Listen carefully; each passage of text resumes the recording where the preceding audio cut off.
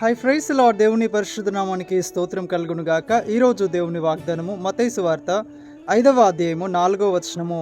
దుఃఖపడు వారు ధన్యులు, వారు ఓదార్చబడుదురు. ఆమెన్. హల్లెలూయా. సహోదరి సహోదరుడా, నీకు కలిగిన ఒక శ్రమను బట్టి, నీకు కలిగిన ఒక ఇబ్బందులను బట్టి, వేదనలను బట్టి ప్రతిరోజు దేవునికి కన్నీళ్లతో నువ్వు మొరపెడుతున్నావేమో. ప్రతిరోజు ఏంటి నా జీవితము, నాకు అర్థం కావట్లేదు, ఏంటి నా చుట్టూ ఈ పరిస్థితులు, ఈ వ్యతిరేకత, ఈ అవమానాలు, ఈ నిందలు, ఇంతగా సమస్యల మధ్య నేను మగ్గిపోతున్నాను కదా, నాకెవరు సహాయం చేస్తారు, నాకెవరు తోడుగా ఉంటారు, నా జీవితం ఇంతేనా, ఇంకా మారదా అని నువ్వు బాధపడుతూ దుఃఖిస్తున్న ఒక వ్యక్తిగా ఉన్నావేమో.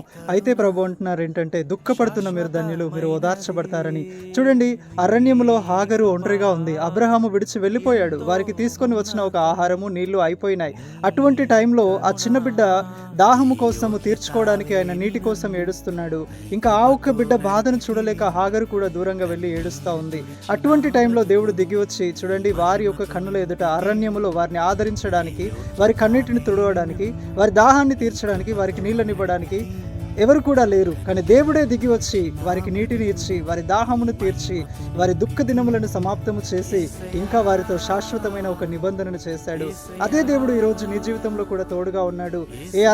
అరణ్యంలో ఎవరు కూడా లేనటువంటి టైంలో హాగరును ఆదరించిన అదే దేవుడు నిన్ను కూడా ఆదరించి వాడై ఉన్నాడు. I mean, praise the Lord. God bless you all.